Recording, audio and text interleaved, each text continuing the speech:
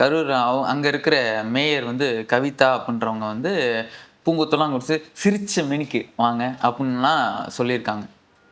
சென்னையிலையும் தான் ஒன்று இருக்கா ஃப்ரீயா அப்படின்னு பேர் சொல்லுவாங்க, ஃப்ரீயான்னு சொல்லுவாங்க. ஃப்ரீயா அப்படின்னு வந்து கலகலப்பு படத்தில் வந்து ஒரு டோன் போடுவாங்க. அந்த ஃப்ரீயா அப்படின்ற மாதிரி தான் சென்னையில் இருக்கு. ஏன் தான் இப்படி கொடுமைப்படுத்துறீங்கன்னு தெரியல. இந்த நீங்க சொல்ற டாபிக்கும் இதுக்கு சம்மந்தம் இல்லாம ஒன்று சொல்லவா? நான் சொல்றதுக்கு இதுக்கு எந்த சம்மந்தமும் இல்லை. இங்கேயும் ஒன்று சுத்தின்னு இருக்குது. இதுக்கும் நீங்க சொன்னதுக்கு எந்த சம்மந்தமும் கிடையாது. சொல்றேன், இனி லுக் அவுட் நோட்டீஸ் கொடுத்து இந்த உலகமே தேடலாம். யாருன்னு சொல்லுங்க, யாருன்னு சொல்லுங்க. குப்தா பவன் தான். ஏற்கனவே தெளிவா பேரை சொல்றாங்க, கடுப்புல இருக்காங்க. தெளிவா சொல்லுங்க. திரு கரூர் கம்பெனி ஓனர் செந்தில் பாலாஜி அவர்கள் அப்படின்னு விஜய் அவர்கள் சொன்னாரு. அந்த செந்தில் பாலாஜி அவர்களை தான் அவர் வந்து அப்படி சொல்லிக்கிட்டு இருக்காரு. கேட்டிருக்காரு, ஓடு ஓடு ஓடு அப்படின்னு ஓடு ஓடு ஓடுன்னு அவர் வந்து சொல்லிட்டு, இந்த மாதிரி வந்து அன்னைக்கு ஒரு பிரச்சனை நடந்தப்ப கரூர் மக்களை விட்டு, என்னுடைய கரூர் மக்களை விட்டுட்டு நீங்க வந்து இங்க இருந்து ஓடுனீங்களே அப்படின்னு சொல்லி வந்து தரமா கேட்டிருக்காரு. எந்த பொந்துக்குள்ள இருந்து கேட்டீங்க? ஓடு மீன் ஓட உருமீன் உருங்க காத்திருக்குமா நின்னு அடிப்பாண்டா அந்த செந்தில் பாலாஜி அப்படின்ற மாதிரி நின்னு அடிச்சிருக்காரு. அதான் எந்த பொந்துக்குள்ள இருந்து அத சொல்லுங்க.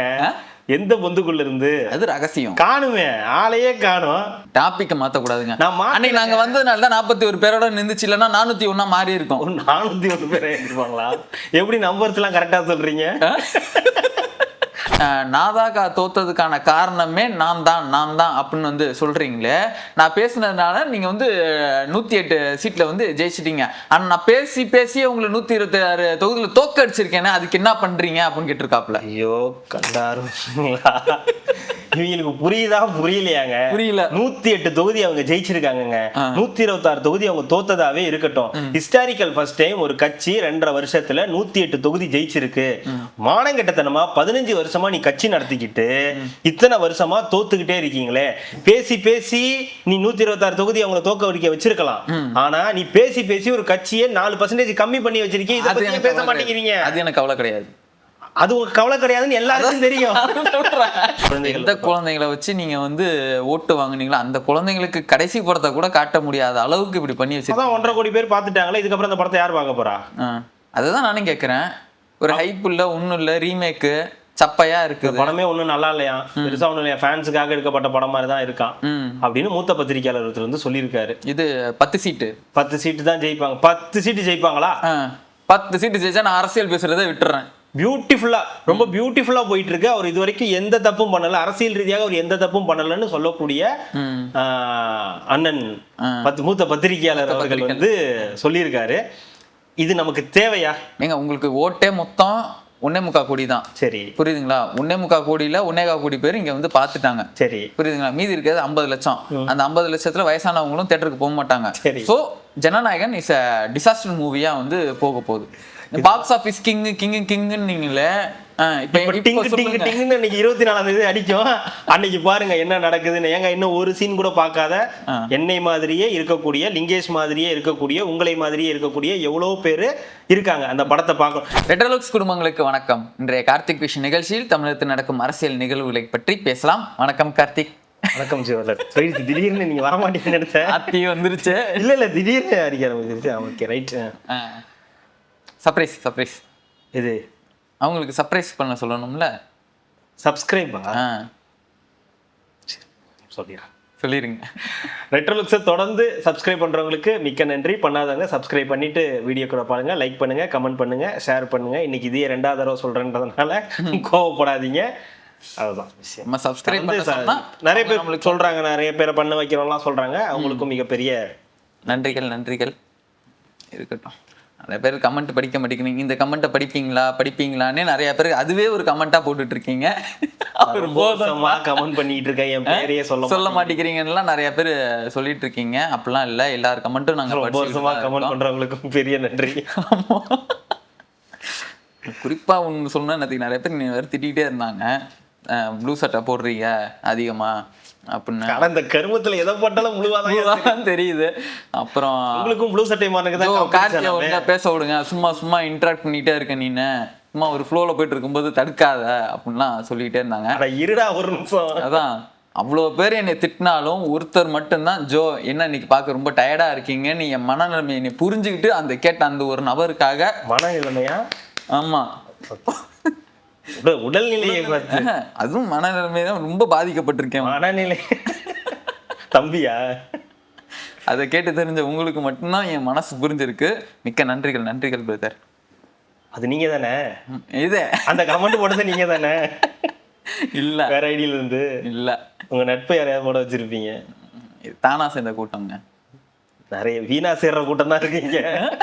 திமுக காரணம் நினைச்சீங்களா? உங்களை அப்படி நினைக்கவே முடியாது. அதுதான். ஐயோ வேணாம், சொல்லக்கூடாது. நல்லதுதான், சொல்லாமலே விட்டுருங்க. வால் மட்டும் இருந்திருந்தா அப்படின்ற மாதிரி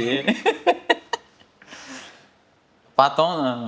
சிஎம் அவர்கள் கரூர் சென்று பேசி முடிச்சுட்டு அப்படியே வண்டியை ரைட்டன் விட்டு திருச்சி போயிட்டு இல்ல அங்க முடிச்சுட்டு பேசிட்டு ஆட்சியர் அலுவலகத்துக்கு வந்துட்டு அங்கிருந்து இப்ப திருச்சி கிளம்பி திருச்சி விமான நிலையம் நோக்கி போயிட்டு அங்கிருந்து சென்னைக்கு வர போறாரு. இதுதான் செய்தி. மிக்க நன்றி. முடிஞ்சு. அரசு வேலை கொடுத்துருக்காருல்ல அந்த 32 போனாரு முடிச்சுட்டு வந்துட்டாருன்னு சொல்லிட்டு அது சொல்ல வந்தேன். நீங்க அதுக்குள்ள குறுக்கால வந்துட்டு முடிஞ்சிச்சுன்றீங்க. அங்க முடிச்சுட்டு அங்க ஸ்பீச் எல்லாம் முடிச்சுட்டு அங்கிருந்து ஆட்சியர் அலுவலகத்துக்கு வந்து அந்த 32 பேருக்கு அந்த பணி நியமன ஆணை வழங்குறதுக்காக வந்து முதலமைச்சர் அங்க வந்திருந்தார். அங்க வந்து ஒரு 31 பேருக்கு வந்து பணி நியமன ஆணையை வழங்கிட்டார். அதுல காவல்துறையில வேலை, பள்ளிக்கூடங்கள்ல வந்து வேலை அப்படின்னு நிறைய பேருக்கு நிறைய இது லிஸ்டே அனுப்பிச்சிட்டாங்க. யார் யாருக்கு பணி நியமன ஆணை அப்படின்ற லிஸ்டே வந்து அனுப்பிட்டாங்க. அதுக்கு முன்னாடி ஒரு செய்தி சொல்லணும்னா, இதை வந்து எதிர்த்து ஒரு வழக்கு போட்டிருந்தாங்களா, இந்த அரசு இது வந்து வேலை கொடுக்கறது எதிர்த்து வழக்கு போட்டிருந்தாங்களா. நீதிபதி கேட்டார், ஏன் அவங்களுக்கு எல்லாம் குடும்பம் இல்லையா, ஏன் கொடுக்க கூடாதா? தூத்துக்குடி ஸ்டெர்லைட் துப்பாக்கி சூடு இருந்தப்ப அரசு கொடுத்துச்சு இல்லையா, வேலையை கொடுத்துச்சு இல்லையா, அந்த மாதிரி வந்து இது அரசு கொடுக்கறது இதுல என்ன தப்பு இருக்கு? ஆனா இடைக்கால உத்தரவா கொடுத்துருக்காங்க. இப்போதைக்கு தற்காலிக வேலை மாதிரி சொல்லியிருக்காங்க. அவங்களுக்கு முதல் மாத சம்பளம் வரதுக்கு முன்னாடி இந்த வழக்கை வந்து விசாரிச்சு முடிச்சிடலான்ற மாதிரி வந்து சொல்லியிருக்காங்க. எனக்கு தெரிஞ்ச அதில் பெரிய பிரச்சனையெல்லாம் வந்து இருக்காது. ஏன்னா இப்படி கேட்குறாங்கன்னா அது பெரிய அளவுக்கு பெரிய பிரச்சனையாக இருக்க வாய்ப்பு கிடையாது. அதனால அவங்களுக்கு அந்த வேலை அப்படின்றது இருக்க தான் செய்யும். மொத்தம் 41 பேர் உயிரிழப்பு, 36 குடும்பங்கள். அதுல 31 பேருக்கு வந்து பணி நியமன ஆணை கொடுத்தாச்சு. ஒருத்தவங்க வந்து அதுக்கு எலிஜிபிள் இல்லை. அவங்க கொஞ்சம் வயதானவங்க, படிப்பும் அந்த இது இல்லைன்னு நினைக்கிறேன். அவங்க தான் அந்த மோகன் ஒருத்தவங்களோட அம்மா. அவங்களுக்கு தான் இது வந்து 10 லட்சம் ரூபாய் வந்து பணம் கொடுத்துருக்காங்க, அரசு சார்பாக கொடுத்துருக்காங்க. நீங்க எந்த இதுனாலும் என்கிட்ட சொல்லுங்க, நான் வந்து செய்யறேன் அப்படின்னு வந்து ஒரு உத்தரவாதமும் கொடுத்துருக்காரு. அன்னைக்கு எப்படி எங்களை வந்து அங்க சென்னைக்கு கூப்பிட்டு வந்து விசாரிச்சாரோ, எப்படி நடந்துகிட்டாரோ அதே மாதிரி தான் இன்னைக்கும் வந்து நடந்துகிட்டாரு. அப்புறம் ஒரு சிலர் ஒரு பொண்ணு ஒருத்தவங்க சொல்லும்போது சொன்னாங்க, அழுதுட்டாரு. கிட்டத்தட்ட ஒரு 5 மினிட்ஸ்க்கு மேல வந்து இன்னைக்கு வந்து பயங்கரமா அழுதுட்டாரு. அந்த பணி இது மீனமனை கொடுக்கும் போதெல்லாம் ரொம்ப பயங்கரமா கண் கலங்கிட்டாரு அப்படின்ற மாதிரி சில பேர் வந்து சொல்லியிருந்தாங்க. இது யாருமே வேண்டி விரும்பி செய்யக்கூடிய ஒரு விஷயம் கிடையாது. இது ஒரு நிகழ்வு. இது ஒரு இப்போதைக்கு நம்ம சொல்லணும், இது ஒரு விபத்துன்னு தான் சொன்னேன். சிபிஐ விசாரணை முடிஞ்சு வர வரைக்கும் நம்ம இது ஒரு விபத்து அப்படின்ற அளவுக்கு இதை வந்து எடுத்துக்கூடிய ஒரு துயர சம்பவம் அப்படின்றது நடந்துருச்சு. இது யாருக்குமே இதுல பெரிய நோக்கம் இருந்திருக்காதுன்னு தான் நினைக்கிறது. எந்த தரப்புக்கும் பெரிய நோக்கங்கள்லாம் இருந்திருக்காதுன்னு தான் நான் நினைக்கிறேன்.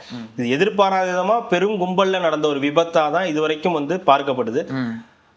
அது அடுத்த கட்டம் எப்படி இருக்குன்றது நமக்கு தெரியாது. ஆனா இந்த ஒரு துயரத்தை அவருமே வந்து விரும்பி இருக்க மாட்டார். ஸோ அவர் வந்து இந்த கண் கலங்குறது அப்படின்னு சில பேர் சொல்லக்கூடியது, சில பேர் வந்து கிண்டல்லாம் கூட மாட்டாங்க, தெரியாதா நீங்கெல்லாம் பண்றதெல்லாம் பண்ணிட்டு நீங்க வந்து கண் கலவீங்கன்னு. அப்படி இருக்காது, கண்டிப்பா அப்படி இருக்க வாய்ப்பே கிடையாது. அவர் வந்து உளமாற நினைச்சு அதுக்காக வந்து ஃபீல் பண்ணி தான் அன்னைக்கு அங்கே காலில் விழுந்து அவங்களுக்காக வந்து டைம் ஸ்பெண்ட் பண்ணாரு. இப்போவும் அதே தான் வந்து அவர் வந்து பண்ணியிருக்காரு அப்படின்ற விஷயம் வந்து நமக்கு தெரியுது. ஸோ ஒருத்தவங்களுக்கு மட்டும் பைசா கொடுத்துருக்காங்க, மற்ற 31 பேருக்கு பணி நியமனம் கொடுத்துருக்காங்க. கிட்டத்தட்ட ஒரு 5 குடும்பம் வந்து வேணான்ற மாதிரி வந்து சொல்லியிருக்காங்க. ஸோ அவங்க கிட்ட வந்து தனியா என்ன ஏதுன்ற விஷயங்கள்லாம் வந்து பேசியிருக்காரு அப்படின்ற செய்திகளும் ஒரு பக்கம் வந்துகிட்டே இருக்கு.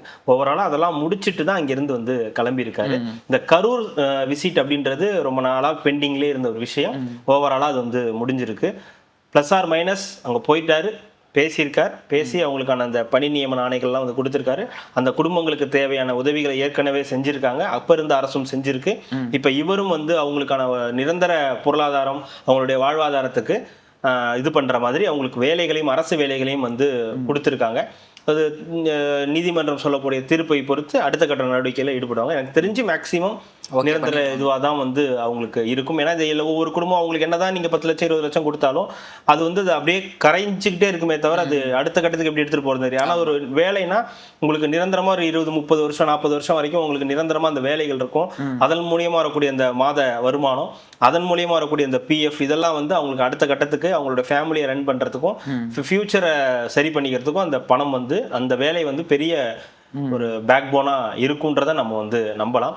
நம்ம நேற்று கூட சொல்லியிருந்தோம், நமக்கு கூட அதில் பெரிய உடன்பாடு இல்லை, அதில் கருத்து இல்லைன்றது தான். உடன்பாடு இல்லைன்றதை தாண்டி கருத்து இல்லை, கொடுக்கறது கொடுக்காத பற்றி கருத்து இல்லை. பட் ஆனால் அவங்களுக்கு அது தேவையா இருக்கு, அவங்களுக்கு அது தேவைப்படுதுன்னா அதுல எந்த விதமான தப்பும் வந்து. ஒரு லேடியே சொன்னாங்களே, எனக்கும் பசங்க இருக்காங்க, எப்படி என்ன பண்ண போறேன்னு எனக்கு தெரியல, பட் ஆனா இப்படி பண்ணுவாங்க நான் எதிர்பார்க்கல. ஆமா, இது கொடுத்ததுன்றது அவங்களுக்கெல்லாம் பெரிய ஒரு மகிழ்ச்சி. அவங்களுடைய வாழ்வாதாரம் இனிமே பெரிய அளவுக்கு பிரச்சனை இருக்காது. அதை தாண்டி நீங்க என்ன உதவினாலும் என்னை கேளுங்க, நான் என்னுடைய பணத்துல நான் உங்களுக்கு அது எல்லாமே செஞ்சு கொடுக்குறேன், உங்களுக்கு என்ன தேவைனாலும் சொல்லுங்க, நான் செஞ்சு கொடுக்குறேன்ற உத்தரவாதத்தையும் சிஎம் அங்க கொடுத்துட்டு வந்திருக்காருன்றது தான் இதுல இருக்கக்கூடிய முக்கியமான செய்தி. அதுலேயும் இன்னொரு முக்கியமான செய்தி இருக்குது. கரூர் அங்கே இருக்கிற மேயர் வந்து கவிதா அப்படின்றவங்க வந்து பூங்கொத்தெல்லாம் கொடுத்து சிரிச்ச மெனிக்கு வாங்க அப்படின்லாம் சொல்லியிருக்காங்க. சென்னையிலையும் தான் ஒன்று இருக்கா ஃப்ரீயா அப்படின்னு பேர்ல சொல்லுவாங்க, ஃப்ரீயான்னு சொல்லுவாங்க. ஃப்ரீயா அப்படின்னு வந்து கலகலப்பு படத்தில் வந்து ஒரு டோன் போடுவாங்க. அந்த ஃப்ரீயா அப்படின்ற மாதிரி தான் சென்னையில் இருக்கு. ஏன் தான் இப்படி கொடுமைப்படுத்துறீங்கன்னு எனக்கு தெரியல. இந்த நீங்க சொல்ற டாபிக்கும் இதுக்கும் சம்மந்தம் இல்லாம ஒன்று சொல்லவா? நான் சொல்றதுக்கு இதுக்கு எந்த சம்மந்தமும் இல்லை. இங்கேயும் ஒன்று சுத்தின்னு இருக்குது, இதுக்கும் நீங்க சொன்னதுக்கு எந்த சம்மந்தமும் கிடையாது. சொல்றேன், அந்த மாதிரி ஒரு டயலாக் மக்களே கேட்குறாங்க பிடிக்காமையே வந்து பேசாம நான் வந்து கரூர் எங்கேயாவது போயிடலாமா சென்னையை விட்டுட்டு அப்படின்ற அளவுக்கு கேட்டுக்கிட்டு இருக்காங்க. எனக்கு நிறையா கொசுலம் வேற கொடுக்குறாங்க வேற, அதனால வேற ஒன்றும் இல்லை.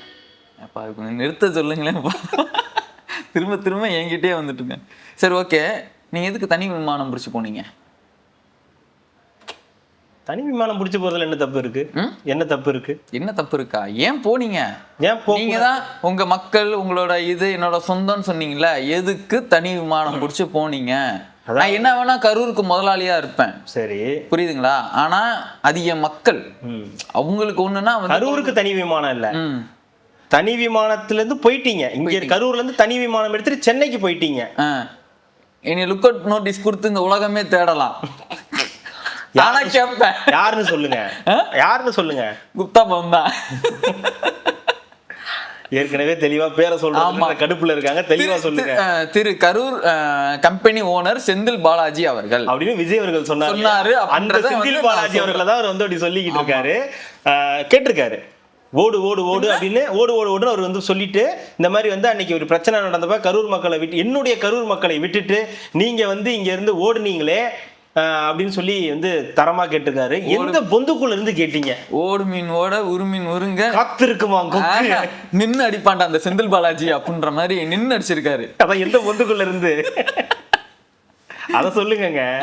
எந்த பொந்துக்குள்ள இருந்து? அது ரகசியம். காணுமே, ஆளையே காணும். ஏங்க இது ஒரு இன்டர்நேஷனல் டாப் சீக்ரெட் ப்ராஜெக்ட்ஸ்ங்க. இதுதான் ஜாமீன் வாங்குறதா? அது அவர் வந்து ஒரு கோஸ்டா வாழ்ந்துட்டு இருக்காரு. எப்படி வந்து விக்ரம் படத்துல ஃபஹத் வாசில் அவர்கள்லாம் கோஸ்டா வருவாரோ அந்த மாதிரி ஒரு பெரிய கோஸ்ட். டிராகுலாவா ரத்த கட்டரின்னா தெரியாது. அவர் அன்னைக்கு ஓடிட்டாரு தனி விமானத்துல வந்து திருச்சி இதுல பத்திரிகையாளர்களை சந்திக்காம சென்னைக்கு வந்து ஓடிட்டாரு. ஒரு வாரமா நம்ம எங்க ஓடணும்? டாபிக்க மாத்தக்கூடாதுங்க. அன்னைக்கு நாங்க வந்ததுனால தான் 41 பேரோட நின்றுச்சு, இல்லைன்னா 401 மாறி இருக்கும். 401 பேரை இருப்பாங்களா? எப்படி நம்பர்ஸ் எல்லாம் கரெக்டா சொல்றீங்க? 401 எப்படி ஆகும்? அப்படித்தானே சொன்னாங்க. 330 லட்சம் அப்படின்ற மாதிரி. ஆமா, அது தனியா சீக்கிரட்டா வைக்கணும் சொல்றேங்க. அது வேற, அது அப்புறமா தெரியும் உங்களுக்கு என்னன்னு. ஆமா, இதுக்கு என்ன சொல்றீங்க சொல்லுங்க. நான் வந்ததுனால தான் தடுக்கப்பட்டது. நீங்க நேர்ல வந்து இந்த மாதிரி ஒரு ஓடிட்டாருங்க அப்படின்னு சொல்லுங்க. எங்கேயோ உட்காந்துட்டு ஏதோ ஒரு பந்துக்குள்ள இருந்து ஒரு துண்டு சீட்டு எழுதி கொடுத்து போட்டு விட்டுட்டீங்கன்னா, ஒரு கடிதம் எழுதினேன், அது மாதிரியா? அதுதான் கடிதத்துக்கு பதிலாக ட்வீட், அவ்வளவுதானே. ட்விட் அட்மின் தான் போடுவாரு, இவரு உட்காந்து போட மாட்டாரு. போட்டிருந்தானா டவரை வச்சு புடிச்சிருவாங்க.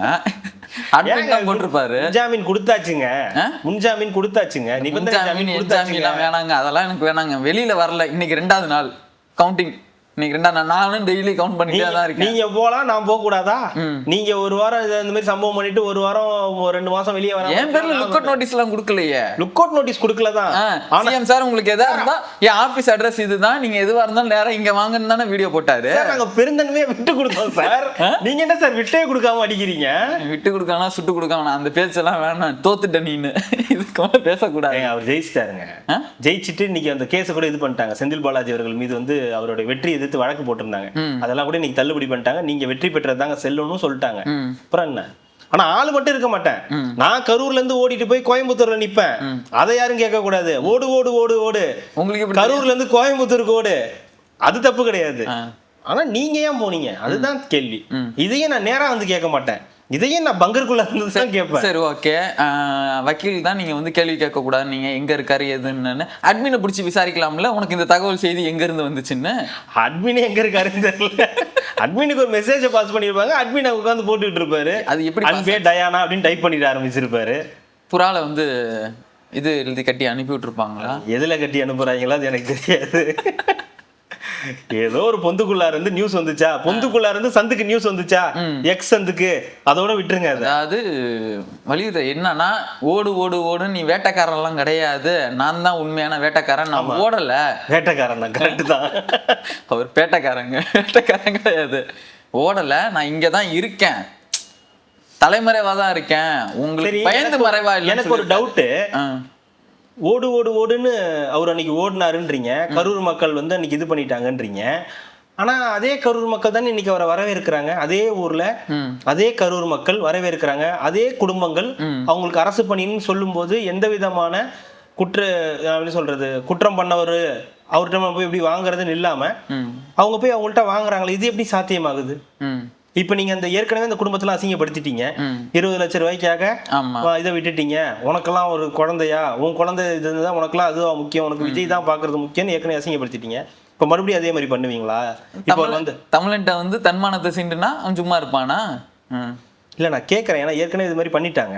அந்த குடும்பத்தை, அந்த குழந்தைய வச்சு இது பண்ணிட்டு, அந்த குழந்தைய விட உனக்கு வந்து விஜய் தான் முக்கியமா போச்சு, அறிவார்ந்த தமிழ் சமூகம் என்னாச்சு ஏதாச்சுன்னு கேட்கக்கூடிய நபர்கள் இன்னைக்கு அதே நபர் அன்னைக்கு தாவேகாவுடைய தலைவராக இருந்தவர் இன்னைக்கு சிஎம் ஆகி அதே ஊருக்கு வரும்போது அந்த வரவேற்பு இருக்கக்கூடாதுல்ல?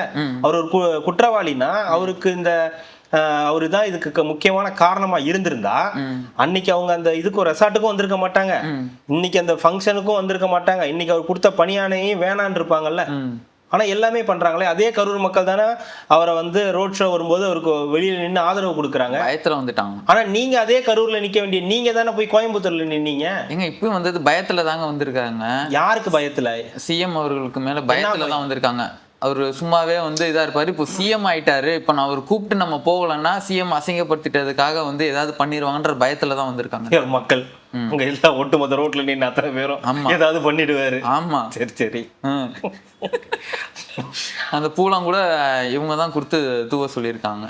ஓஹோ, இந்த வாழை மரம்லாம் கூட இவங்களே கட்ட சொல்லி இருப்பாங்களே. ஆமா, அது வேற பெரிய பிரச்சனையா போயிட்டு இருக்குதுங்க. எவன் வீட்டு காசுல, எவன் வீட்டு காசுல நீ அந்த வாழை மரத்தை வச்ச, நம்ம வீட்டு காசுல எவனோ நல்லா இருந்துட்டு போயிருக்கான். இதெல்லாம் ஒரு வாழை மரம்லாம் ஒரு பஞ்சாயத்தா? நம்ம வீட்டு காசை எடுத்து எவனோ எவ்வளவு தின்னுட்டு எங்கெங்கயோ இருக்காங்க, எவ்வளவு சொத்துக்கள் சேர்த்து வச்சிருக்காங்க. நீ பேசுனீங்கல்ல, சும்மா இல்லடா திமுக காரன் பிடிச்சி வாழைத்தார தொங்க வந்தாண்டான்னு சொல்லி பேசுனீங்கல்ல, இங்க மட்டும் என்ன நடந்திருக்கு?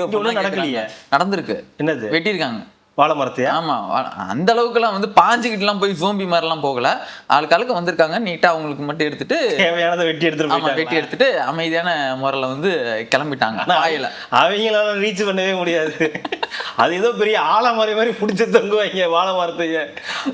போலீஸ் அவரு லத்தி வச்சுட்டா ஊயின்வாரு. ஒரு 4 பேர் போயா அப்படின்றது அந்த ஆப்பிளையும் ஆரஞ்சையும் இழுத்துக்கிட்டு அவங்கள பீட் பண்ணவே முடியாது. அந்த கரும்பெல்லாம் மாட்டிடுச்சுன்னு வச்சுங்க, அவ்வளவுதான், எடுத்துட்டு போயிடுவாங்க. அதை அதான் கேள்வி ஓடிட்டு இருக்கு. இதெல்லாம் யாரு வீட்டு காசு? உங்க அப்பா வீட்டு காசு எடுத்து இஷ்டத்துக்கு நீங்க செலவு பண்ணிட்டு இருக்கீங்க, இதெல்லாம் கேட்கணும், நீங்க மக்கள் கேட்கணும். மீடியா எலெக்ஷனுக்கு முன்னாடி நாள் வரைக்கும் இந்த விளம்பரமா போட்டுக்கிட்டு இருந்தீங்களே, பக்கம் பக்கமா விளம்பரம்லாம் கொடுத்தீங்களே, அதெல்லாம் யாரு விட்டு காசு? அது அரசு செய்தி தொடர்பு, அதே அரசு தான் இதுவும். அதுல வேற வந்து என்னமோ கேட்டுட்டு இருக்காங்க, திமுக அதிமுக இருக்கும்போது எவ்வளோ இது பண்ணீங்க ஊடகம் எல்லாம், இப்பெல்லாம் வந்து கேள்வி கேளுங்களேன், ஏன் வந்து தாவேக்கா வந்து கேள்வியே கேட்க மாட்டேங்கிறீங்க? திமுக அதிமுக எந்த ஊடகம் கேள்வி கேட்டுச்சு? எதிரா பேசினாங்களாம், திமுக அதிமுகக்கு ஊடகம் இல்ல எதிராவே வந்து செய்தி எல்லாம் போட்டு இருந்தீங்க. முதல்ல பேசினாங்க எதிரா. ஏங்க நீங்க வேற, அதெல்லாம் எத்தனை பார்த்துருப்போம், நம்ம எத்தனை டிபேட் பார்த்துருப்போம், எத்தனை நியூஸ் பார்த்துருப்போம். ஒரு நியூஸ் அவங்களுக்கு அகைன்ஸ்டான நியூஸ் ஒரு 100ல 10% கூட வராது. ஆனா இன்னைக்கு நீ எதெல்லாம் உனக்கு கிடைக்குதோ அது எல்லாத்தையும் எடுத்து போடுற. உனக்கு வந்து உன்னை சேர்க்கல, அந்த இடத்துக்கு உன்னை கொண்டு போகலன்னா அதை ஒரு நியூஸா போடுற. எதான் உனக்கு நியூஸ் எல்லாம் கிடைக்குதோ அது எல்லாத்தையும் அங்கமா பேசுற. ஒரு சட்டம் ஒழுங்கு பிரச்சனைன்னு சொன்னா உடனே அன்னைக்கு ஏன் இந்த கொலை நடந்தது, எங்க நடந்தது, ஏது நடந்ததுன்னு வந்து பேசுற. ஒரு பேனல்ல உட்காந்துட்டு ஒருத்தர் பேசுறாரு, முதல் கேள்வியை கேட்டோடனே அவருடைய முதல் பதில் என்னவா இருக்கும்னா, நாட்டுல எவ்வளவு பிரச்சனைகள் நடக்குது தெரியுமா, இன்னைக்கு அந்த மாவட்டத்துல அந்த குழந்தை வந்து இப்படி ஆகி இருக்கிறதுக்கு காரணம் அப்படின்னு வந்து இன்னைக்கு ஆரம்பிக்கக்கூடிய அரசியல் விமர்சகர் இருக்கார்ல, ஆமா, அவரெல்லாம் வந்து இப்ப வந்து பேசுறாருல. அன்னைக்கும் வாய் அன்னைக்கு பேசலாம், நான் இன்னைக்கு பேசுது இல்ல. அப்படி இருந்த ஒரு நிகழ்வுல இப்பயும் அதே தானே நடந்துகிட்டு இருக்கு. இப்பதான் நீங்க வந்து ஊடகமா செயல்பட ஆரம்பிக்கிறீங்க.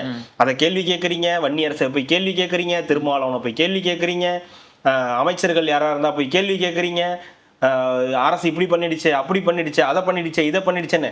ஒரு நாளும் விஜய் அவர்கள் வந்து சிஎம் இருக்கக்கூடிய சிஎம் ஆகிறதுக்கு முன்னாடி சரி, இப்ப சிஎம் ஆனதுக்கு அப்புறம் சரி, பத்திரிகையாளர்களை சந்திக்க மாட்டேங்கிறார் அப்படி இப்படின்னு கேட்கறீங்க.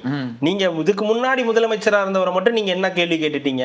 இல்ல அவரு தான் அதுக்கு என்ன பெரிய பதில் கொடுத்துட்டாரு? இல்ல துணை முதலமைச்சர் தான் என்ன உங்களை வந்து பாத்துட்டாரு, பெருசா பதில் சொல்லிட்டாரு, அதனாலதான் இடம் கொடுக்காம தனியா ஓரமா வச்சுக்கிறது. என்ன அவர் என்ன பெரிய பதில் சொல்ற? நான் சினிமா செய்திகளை பாக்குறது இல்ல, நான் சினிமா செய்திகளை பாக்குறது இல்ல, நீ பார்க்கவே வேணாம் ராஜான்னு சொல்லிட்டு தான் இந்த பதில் கிட்ட யாராவது ஒருத்தவங்க சொல்லியிருந்தாங்கன்னா இந்நேரம் என்ன பூகமா வெடிச்சிருப்பாங்க. அதுதாங்க இவங்களுடைய நிலைப்பாடே அதுதான். இவங்களை வந்து ஏறி மிதிக்கேறி இவங்களை வந்து இது பண்றவங்களா இருந்தா இவங்க அடங்கி போயிடுவாங்க. இவங்களை ஒரு வேளை கண்டுக்காம விட்டு இவங்களுக்கு கேட்கிற கேள்விக்கெல்லாம் பதில் சொல்லிட்டா உடனே இவங்க வந்து ஏறி மிதிக்க ஆரம்பிக்குது. என்ன நீங்க அப்படி பண்றீங்கன்னா நீங்க இப்படி பண்றீங்க அப்படின்னு போட்டு வாட்டி வதைக்க வேண்டியது. அதனாலதான் இந்த ரூட் எடுத்துடுறது. இதுதான், வேற ஒன்றும் இல்லை. இதுதான் இங்க இருக்கக்கூடிய பஞ்சாயத்து. அப்புறம் இன்னொரு பஞ்சாயத்து, ரொம்ப பெரிய பஞ்சாயத்து ஓடிக்கிட்டே இருக்குது. தாவேக்கா ஜெயிச்சுச்சா ஜெயிக்கலையா? எனக்கு அது ஜெயிச்சு தானே ஆட்சியில் உட்காந்துருக்கு. எத்தனை சீட்டு ஜெயிச்சிங்க? 108 ஜெயிச்சாங்க. 108 ஜெயிச்சாங்க, 1 ரிசைன் பண்ணிட்டாரு. 107 சபாநாயகர் 1 போச்சுன்னா 108ல ஜெயிச்சிங்க. சரி, 126ல தோக்கடிச்சிருக்கோமே. 126ல தாவேக்கா தோத்துருக்கு. ஆமா, சரி, அப்புறம் எப்படி ஜெயிச்சதா கணக்கு வரும்? 108 மெஜாரிட்டியில ஜெயிச்சிருக்கு. மீதிய கூட்டணி கட்சிகள் அவங்க எல்லாம் வந்து பேசக்கூடாது.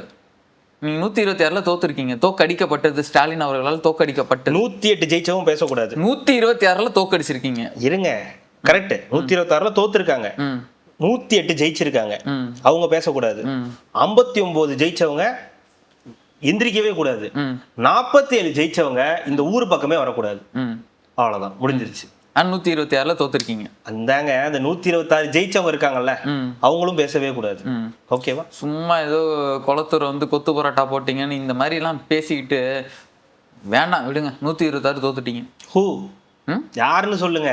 அப்பாவு, பெரியப்பாவுவா? ஆமா, திருநெல்வேலியில அவர் தான் சொல்லியிருக்காரு. இன்னுமா ரொம்ப ஆடாதீங்க, காலம் வந்து இப்படியே இருக்காது. ஐயோ தம்பி, கால்குலேட்டர் இல்ல இதுலயே எடுத்துக்கிறேன். என்ன 126? இருங்க, கணக்கு வேற தெரியாதுல்ல, நம்ம வேற அப்படிலாம் பண்ண முடியாதுல்ல. நம்ம ஏதாவது நம்பர் சொல்லிடுவோம், அப்புறம் கமெண்ட்ல வரும். இல்லையா, அவரே தான் சொல்லி. இல்ல அவரு சொல்லுவாருங்க. ஆமா, நான் மத்ததெல்லாம் போடுறேன்ல.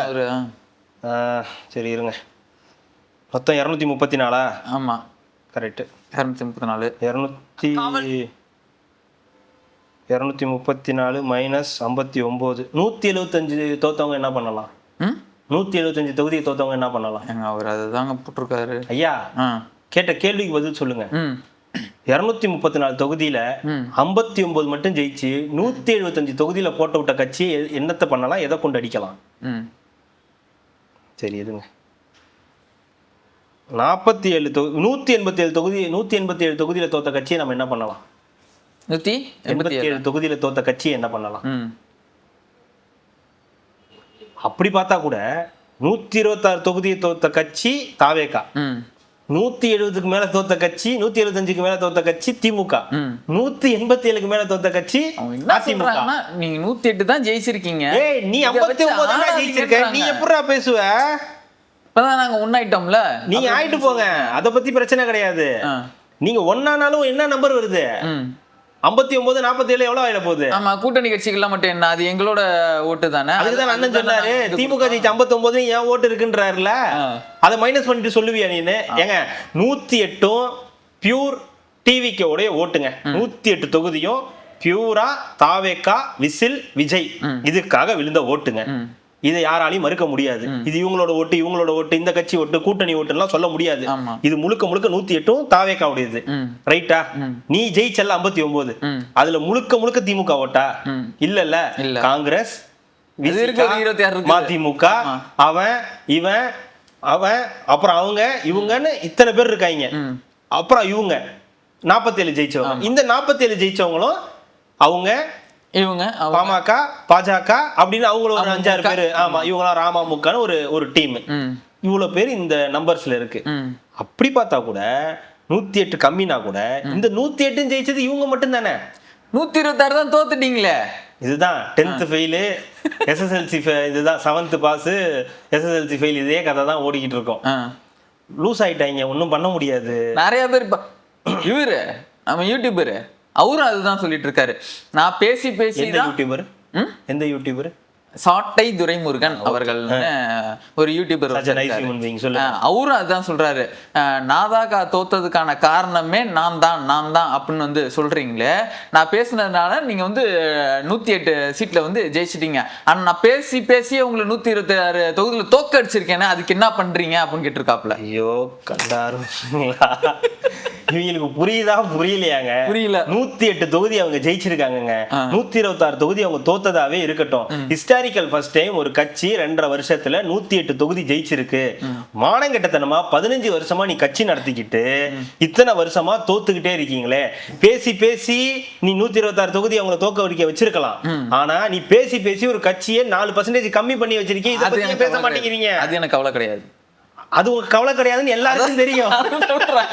அது எனக்கு கவலை கிடையாது, உங்க கட்சிக்கும் கவலை கிடையாது, உங்க கட்சி தலைவருக்கும் கவலை கிடையாது. ஆமா, ஓகேங்களா? அதனால இவங்க பேசுறதெல்லாம் கணக்கே கிடையாது. இவங்க 108 விட்டுருவாங்களாம், 126 தான் முடியும். சரி, நான் 126 தோத்துட்டாங்க உண்மைதான். ஆனா 175 ஒரு கட்சி தோத்துருக்கே, 187 அதெல்லாம் கணக்கு கிடையாது. நாங்கெல்லாம் பேசிதான் 126. ஐயா, அவர் பண்ண ஒரே ஒரு தப்பு என்ன தெரியுமா?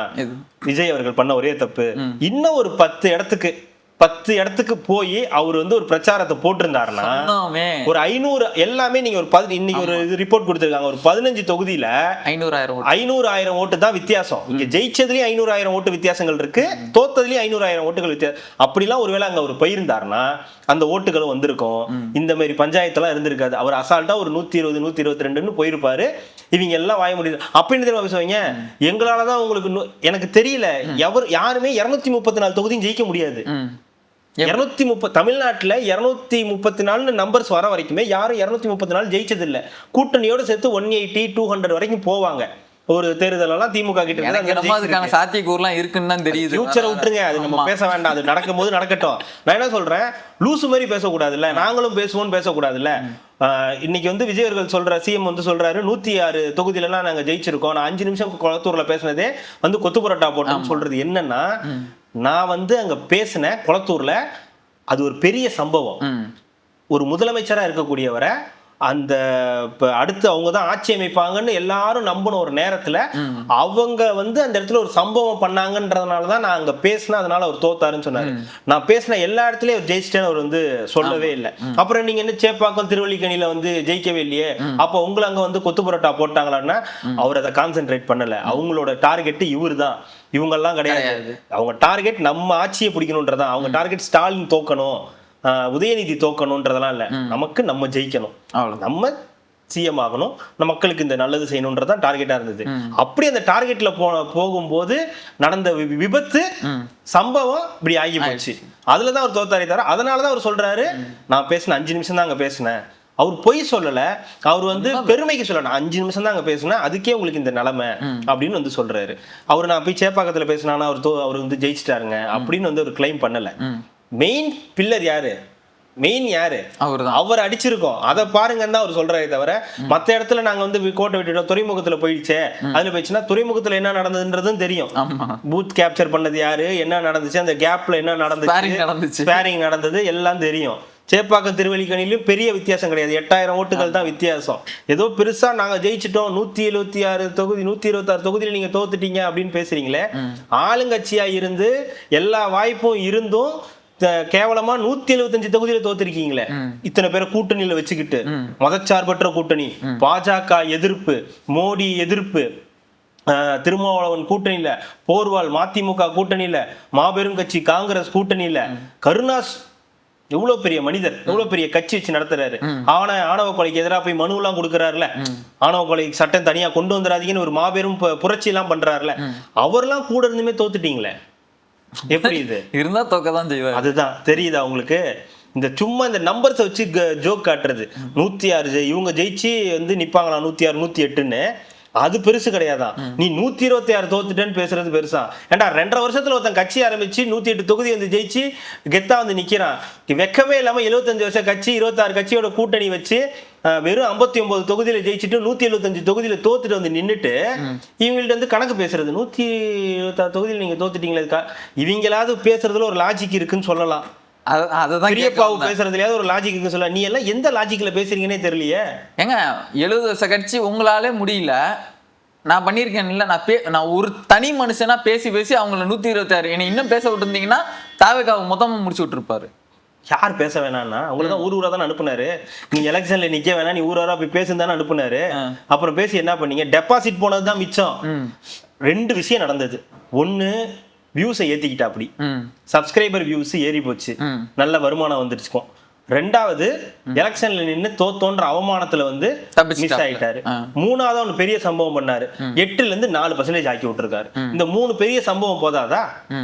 யாராவது தன் கட்சி அழியறதை யாராவது விரும்புவாங்களா? நான் விரும்புவேன். ஆனா அதையும் யாராவது பண்ணுவாங்களா? நான் பண்ணுவேன். அந்த மாதிரிதான் இந்த கட்சி அழிக்கிறது என்னாலதான் நடக்கணும், நான் தான் பண்ணுவேன். அதையும் மீறி அழியுதுன்னு தெரிஞ்சுமே நான் அவ்வளவு தூரம் பேசி ஒருத்தரை காலி பண்ணிருக்கேன்னா நல்லா வந்துருங்க. ஏங்க அவர் தாங்க சொல்லிட்டு தெரியுறாரு. அவர் அப்படிதான் சொல்லிட்டு தெரியுவாரு. நீ பைத்தியம், நீ என்ன வேணா பேசுவ, அது எல்லாரும் கேட்டுட்டு இருக்க முடியுமா? நெக்ஸ்ட்டுக்கு போங்க. தெரியல, சீமான் டாபிக்லாம் புரியலங்க எனக்கு, பேசாம போக முடியல. சீமான் இல்ல, கோமதி நாம் தமிழ்ல இருக்கு, புரிஞ்சுக்கு இருங்க. அதுல இன்னொன்னு இருக்குது, இதை நான் வந்து பேசலைன்னா எனக்கு மனசாராது. விஜய் பேசிய பேச்சு வந்து பச்சை அயோக்கியத்தனம், புரியுதுங்களா? ஏங்க இவர்கிட்ட சொல்லுங்க, அவர் டாபிக் எடுக்க வேணான்னு இதே எடுத்துக்கிட்டு இருக்காருங்க. வேணான்னு சொல்றா, அதை எழுதிக்கிட்டே இருக்காரு. இது வாக்கு பொறுக்கி அரசியல் பண்ணிட்டாரு விஜய். யாரு சொன்னது? யாரு? வேதாரண்யக்காரரு. அவரு பேரும் தெளிவா சொல்றேன், இடும்பாவனம் கார்த்தி அவர்கள். வாக்கு பொறுக்கி அரசியல் பண்ணிக்கிட்டு ஏங்க இப்படி இருக்கீங்க? அதுக்குதான் மேல ஒருத்தங்க ஒரு இது போட்டிருந்தாங்களே, என்னது அது? ஒரு சீமான் அண்ணன், நான் அவங்களோட நடிகையோட இருந்தேன்னா அவங்களோட ஒப்புதலோட தானே நான் வந்து இருந்தேன். நான் என்னமோ கூட்டிட்டு போய் என்னமோ தனியா வச்சு ஏதோ இது பண்ண மாதிரி, உங்களுக்கு எல்லாம் என்ன பிரச்சனை அப்படின்னு வந்து கேட்டிருந்தாரு. அதுதான் அவங்க அங்க வந்தாங்க, கூட்ட நெரிசல், விபத்தாகி போச்சு, இது மாதிரி நடந்துருச்சு. இதுல வாக்கு பொறுக்கிக்கு எங்க வந்து, அதாவது ஆரம்பத்துல இருந்தே இவங்களுக்கு எல்லாம் வந்து பொதுவா சொல்றேன், இவருன்னு கிடையாது, ஜென்ரலாவே நாம் தமிழர் கட்சியில இருக்கக்கூடிய நிறைய பேரு, அப்புறம் திமுக இருக்கக்கூடிய நிறைய பேரு, எல்லாருக்குமே ஒரு வகையான ஒரு வன்மம், ஒரு வகையான ஒரு ஆற்றாமை, ஏத்துக்கவே முடியாத மனப்பக்குவம். அவரு சிஎம் ஆன, அது கட்சி ஆரம்பிச்சதுல இருந்தே முடியல, அதுக்கப்புறம் சிஎம் ஆனதுக்கு அப்புறம் சுத்தமா ஏத்துக்கவே முடியல. முழுக்க ஜெல்யூசல் மட்டும்தான் வந்து ஓடிட்டு இருக்கு. மாத்திரை டானிக்காவும் இதுவாக தான் வந்து, எதை சாப்பிட்டாலும் உடனே ஜெல்யூசல், ஏதாவது ஒரு வீடியோ பார்த்துட்டா உடனே ஒரு ஜெல்யூசல், இப்படிதான் வந்து வாழ்க்கையே வந்து ஓடிட்டு இருக்கு. அடுத்த 5 வருஷத்துக்கு இப்படிதான் ஓட போகுது நமக்கு வந்து தெரியுது. ஆனா என்ன புரியலன்னா, நீங்க ஏத்துக்கிட்டு தானே ஆகணும். இன்னைக்கு அவர் சிஎம்ன்றது நீங்க ஏத்துக்கிட்டு தான் ஆகணும். அவர் பேச்சு பிடிக்கலன்னா, பேச்சு இந்த மாதிரி தப்பா இருக்குன்னு சொல்றதுல நியாயம் இருக்கு. வாக்கு பொறுக்கி, அப்புறம் சிஎம்ன்ற அந்த இதுவே இல்லாம வந்து அதிகமா வந்து ஒருமையில பேசுறது, இதெல்லாம் வந்து குறைச்சிக்கிறது வந்து நல்லது. பேசிட்டு எப்படியா திருப்பி உங்களை பத்தி நான் வந்து கேவலமா பேசிட்டு உங்க மூஞ்சி முன்னாடி வந்து நின்று நல்லா பேச முடியுமா? வாங்க கார்த்தி அப்படின்னு நான் பேச முடியுமா? எப்படி? அதாமலே வர்கீஸ் வெக்கமே இல்லாம எப்படிங்க அது திருப்பி பேச முடியும்? எங்களால முடியும். கேட்டா அரசியல் நிலைப்பாடு வேற, தனிநபர் காஞ்சனா படம் பார்த்திருக்கீங்களா? 2. ஆமா, ஒரு நல்லா இருக்கும், நல்ல படம். 4மே பார்த்துட்டேன். இல்ல 4 எல்லாம் ஒருத்து கிடையாது. நடுவுல ஒண்ணு வந்துச்சுல்ல, அந்த ஸ்டெம் படிச்சு வரதா, அது இருக்குல்ல, அது பார்த்திருக்கீங்களா? பார்த்துட்டேன். அதுல ஒரு முக்கியமான சீன் இருக்கு, சொல்லுங்க. ஐகானிக் சீன் இந்த படத்திலேயே. அந்த ரத்தத்தை நக்குறது, ரத்தத்தை நக்குறது அதோட விட்டுருங்க. அது என்ன பண்ணும், அந்த ரத்தத்தை நக்கிட்டு போயிடும், அவ்வளவுதான். இதுதான் இவங்களோட பிரச்சனையே. ஏதாவது ஒண்ணு நடந்துடக்கூடாது, ஒரு சொட்டு விழுந்துடக்கூடாது, எங்க இருந்தாலும் வாய வச்சிடுறது. அதாவது எல்லாரும் ஒரு மாதிரி பயத்துல இருப்பாங்க, ஒரு மாதிரி இருப்பாங்க, டக்குன்னு வந்து போயிட்டு அவ்வளவுதான்பா அப்படின்ட்டு முடிச்சுட்டு மூஞ்ச வந்து காட்டிட்டு போயிடுறது. அந்த க்ளோஸ்அப்ல வந்து மூஞ்ச காட்டிட்டு போற மாதிரி. வன்மம் ஆற்றாம என்ன பண்றதுன்னு தெரியல. 5 வருஷத்துக்கு வேலை கிடையாது. இப்போ வந்து டீம் டேக் போட்டு அடிக்கலான்னு பார்த்தா அசிங்கப்படுத்தி அவமானப்படுத்துவாங்க. அதனால சரி மறைமுகமா டேக் போட்டு ஏதாவது பண்ணிக்கலான்ற ஒரு முடிவுக்கு வந்திருப்பாங்க போல. இந்த வேலைகள்லாம் நடந்துகிட்டு இருக்கு தொடர்ந்து. இந்த கரூர் விஷயத்துல என்னன்னா, கரூர் விஷயத்துல விஜய் அவர்கள், சிஎம் இருக்கக்கூடிய விஜய் அவர்கள் வந்து நீங்க ஏத்துக்கணும், உங்க தரப்புலையும் தப்பு இருக்குன்றதை ஏத்துக்கணும்னு சொல்றதுல ஒரு நியாயம் இருக்கு. நீங்க வந்து எனக்கும் இதுல பங்கு இருக்கு, நான் என்னுடைய மீட்டிங்னால தான் இது நடந்துச்சுன்னு கேட்கறதுல ஒரு நியாயம் இருக்கு. ஆனா நீ வந்து நீதான், உன்னாலதான் போச்சு, உன்னாலதான் மரண ஓலம் கேட்டுச்சு, நீதான் காரணம், நீ வந்து அப்பெல்லாம் அந்த கரூர் டைம், அந்த இது டைம் எல்லாம் வந்து மரண வியாபாரி அது இதுன்னு என்னென்னமோ வரும்ல வாயில இருந்து சம்பந்தம். இப்பயும் அதே மாதிரி தான் வந்துருக்கு, ஓட்டு பொறுக்கி அந்த பொறுக்கி. இப்ப என்ன சொல்றாங்கன்னா, அண்ணன் என்ன சொல்றாருன்னா, இவர் கரெக்டா வியாபாரம் பண்ணிட்டாரு, கரெக்டா அந்த புகழை வந்து வியாபாரம் பண்ணிட்டாரு. இந்த வியாபாரம் வந்து அஜித்தும் இவங்களும் பண்ணலன்னு சொல்லிட்டு, அஜித் அவர்களும் அருமை நட்சத்திரம் அவர்களும் வியாபாரம் பண்ண தெரியல, அவங்க கரெக்டா பண்ணியிருந்தாங்கன்னா அங்க கரெக்டா போயிருக்கோம், ஆனா இவர் பண்ணிட்டாராம். அவருக்கு அந்த திறமை இருக்கு, முடிஞ்சா நீங்க உங்களை பண்ணிக்கிங்க. எனக்கு தான் இல்லையே. இல்ல அப்ப விட்டுட்டு போங்க. இருந்தாலும் நீங்க கருத்தை சொல்லணும்ல, சொல்லிட்டு போங்க, யார் கேட்க போறா? உங்களை மாதிரி ஆளுங்க தான் எடுத்து வச்சு கேள்வி கேட்டுட்டு இருக்கீங்க. எனக்கு என்னமோ மனசு ஆற மாட்டேங்குதுங்க. நீங்க என்னதான் வேணாம் சொல்லாலும் எனக்கு அது வேணும் தான் கேட்டுக்கிட்டே இருக்குது. அப்புறம் எப்பயோ சொல்லிட்டேன், இது ஜஸ்ட் வேஸ்ட் ஆஃப் டைம்னு. மக்கள் தெரிஞ்சுக்கணும்ல. ஆமா இவங்க என்னெல்லாம் பேசுறாங்க, மக்கள் தெரிஞ்சுக்க கூடாதுன்னு நினைக்கிறாங்க. நீங்க தான் தேவையில்லாம தெரிஞ்சுக்கணும்னு நினைக்கிறீங்க. இல்ல இந்த பேச்செல்லாம் அந்த நாளை நான் வந்து 0.4 மாத்தாம ஓய்வதில்லை நான் ஆயிடுங்க. நீங்க ஏங்க கவலைப்படுறீங்க, அதுவா ஆயிடுங்க. நம்ம போய் எதுவும் கவலை அதுக்காக இது பண்ண வேண்டாங்க. நீ என்னைக்கு விஜய பத்தியும் சிஎம் விஜய் அவர்களை பற்றியும் தாவேகாவை பற்றியும் பேசுறதை விட்டுட்டு அரசுக்கு எதிரான கருத்துக்களை, அரசு செய்யக்கூடிய தவறுகளை நீங்க என்னைக்கு முன்னெடுத்து வைக்கிறீங்களோ அன்னைக்கு நீங்க வந்து தேர்வீங்க. இல்லைன்னா கடைசி வரைக்கும் இப்படியேதான் ஓட்டு பொறுக்கின்லாம் பேசிட்டு இருந்தீங்கன்னா நீங்க தான் கடைசி வரைக்கும் அண்ணன் செய்யற தவறு எடுத்து இவங்க பேசினாலே வாங்க. அப்புறம் அண்ணனை கடைசி வரைக்கும் இப்படிதான் பேசிக்கிட்டு இருப்பாங்க. அண்ணன் செய்யற தவறு எடுத்து இவங்க பேசினாலே இவங்க வாழ்ந்துருவாங்கன்னு. அண்ணன் செய்யற தவறு எல்லாம் கிடையாது, அண்ணனே தவறு தான். அண்ணனே தவறு தான். அண்ணன் செய்யறது தவறு கிடையாது, அண்ணன் செய்யறதுக்கு பேர் தப்பு, பிழை. தவறுன்றது தெரியாம செய்யறது, தப்புன்றதுதான் தெரிஞ்சு செய்யறது. அண்ணன் செய்யறதுக்கு பேர் தப்பு. பாத்தீங்களா, அண்ணனுக்கு தெரியாம எதுவுமே செய்யறது கிடையாது, தெரிஞ்சுதான் எல்லாமே செய்யறாங்க. மேலே பார்த்தா வானம், கீழே பார்த்தா பூமி, நடுவுல பார்த்தா காடு, நெஞ்சுக்குள்ள காதுன்ற மாதிரி அண்ணன் செய்யறது எல்லாமே அப்படிதான். எதுவுமே அண்ணன் கண்ணு வந்து தப்ப முடியாது. அப்புறம் அந்த 5 அதுக்கு இன்னும் பேசல, 5 இதுக்கு இடைத்தேர்தல் வந்து பேசணும்ல, இடைத்தேர்தல் வந்து ரத்து பண்ணிட்டு இருக்காங்க. ரத்து இல்ல, ஒத்திவைப்பு வந்து ஜூலை 31 வரைக்கும் அதுக்கு தடை விதிச்சிருக்காங்க. தேர்தல் ஆணையத்துக்கு நீங்க சொல்லக்கூடாது, இடைத்தேர்தல் அறிவிக்க கூடாது. திருச்சி கிழக்கு, கரூர், விராலிமலை, பெருந்துறை, அப்புறம் இன்னும் ஒரு அண்ணனோட தொகுதி அம்பாசம் அம்பை, அங்க அந்த 5 தொகுதிக்கும் வந்து இப்போதைக்கு இடைத்தேர்தல் வந்து இருக்கக்கூடாதுன்னு சொல்லி உயர்நீதிமன்றம் வந்து உத்தரவு பிறப்பிச்சிருக்கு. அதெல்லாம் கூட இதை பரவாயில்லங்க, அம்பாசமுத்திரம் என்ன பண்ணுச்சு? ஏங்க என்ன இங்க இருந்து தானே ரிசைன் பண்ணிட்டு வந்தாங்க, அந்த வழக்கெல்லாம் இப்ப வந்திருக்குல்ல, ரிசைன் பண்ணிட்டு வந்ததுக்கு எதிராக வழக்கு போட்டுருக்காங்க. கூட நீங்க சொல்ற திருச்சி கிழக்குன்னா அதுக்கு ஒரு காரணம் இருக்கும், கரூர்னா ஓகேன்னு சொல்லலாம், விராலிமலைனா சரி ஓகேன்னு சொல்லலாம், எல்லாம் பெருசு. அம்பாசமுத்திரம் என்ன? ஏன் என்ன அம்பாசமுத்திரத்துல என்ன? அதுவும் அதிமுக நின்று ஜெயிச்ச இடம் தானே, ஜெயிச்ச இடம் தான். ஆமா, அதனால தான் எல்லாருக்கும் சேர்த்து தாங்க அது வழக்கு போட்டிருக்காங்க. தேர்தல் வெற்றிக்கு எதிராக வழக்கு போட்டிருக்காங்க, தேர்தல் இந்த மாதிரி ரிசைன் பண்ணிட்டாங்கன்னு எதிர்த்து வழக்கு போட்டிருக்காங்க. அந்த வழக்கு முடிகிற வரைக்கும் பண்ணக்கூடாதுன்னு சொல்லி 31 வரைக்கும் இடைக்கால தடை விதிச்சிருக்காங்க. தாவேக்காக இது ஒரு சாதகமான விஷயம் தான். அடுத்தடுத்து இன்னொரு 4-5 பேர் வருவாங்க, காத்து நிறுங்க அப்படின்ற மாதிரி அடுத்த ஒரு 4-5 பேர் வருவாங்க. அதுக்கப்புறம் சேர்த்தே வந்து இடைத்தேர்தல் வச்சுக்கலாம், ஒரு 10-12 இருக்கும்போது ஒட்டு மொத்தமா வந்துரும்ல, அதுக்காக வந்து சொல்லியிருக்கலாம், வச்சுக்கலாம் அப்படிங்களா? ஓகே. அப்புறம் அந்த ஸ்கூல்ல வந்து சிஎம் விஜய் அவர்கள் பேசின அந்த இதை போட்டு அரசு பள்ளியில ஏன்னு தெரியல, அதெல்லாம் ஏன் போடணும் ஸ்கூல்ல? ஏற்கனவே ஸ்கூல்ல ஏகப்பட்ட பஞ்சாயத்து நடந்துகிட்டு இருக்கு. வேலை லஞ்ச் டைமா இருக்கா இந்த டைம் தெரியல. இல்ல முட்டெல்லாம் கொடுக்கல, நானு பண்ணக்கூடாதுன்னு சொன்னேன். உடனே நீங்க அதான் சொல்லுவீங்க. நான் ஏதாவது இல்ல அது இப்பதான் நேத்து தானே அறிக்கை கொடுத்தாரு ராஜ்மோகன் அவர்கள் அமைச்சர். என்ன சொல்லியிருக்காரு? தேவையில்லாத ஸ்கூல்ல போய் நிகழ்ச்சிகள் நடத்துறது, பிறந்தநாள் கொண்டாட்டங்கள், சிஎமோட பிறந்தநாள் கொண்டாட்டங்கள் பண்றன்னு போறது, நிர்வாகிகள் போறது, தேவையில்லாம ஆய்வுக்கு போறது, இந்த மாதிரி வேலையெல்லாம் யாரும் வச்சுக்காதீங்க. மாணவர்கள் படிக்க வேண்டிய நேரம் அது, அவங்களுக்கு ரொம்ப முக்கியமான காலகட்டம் அது. அந்த நேரத்துல போய் நீங்க வந்து அவங்களுடைய நேரத்தை வந்து வீணடிச்சிட்டு இருக்காதீங்க அப்படின்னு சொல்லி நேத்து தான் சொல்றாங்க. அப்புறம் நீங்க இன்னைக்கு வந்து அந்த ஸ்கூல்ல வந்து போடுறீங்கன்னா அது என்னன்னு தெரியல. அது முழுசா பார்த்தாதான் தெரியும். பார்த்ததுக்கு அப்புறம் அதை பத்தி என்னன்றத கண்டிப்பா.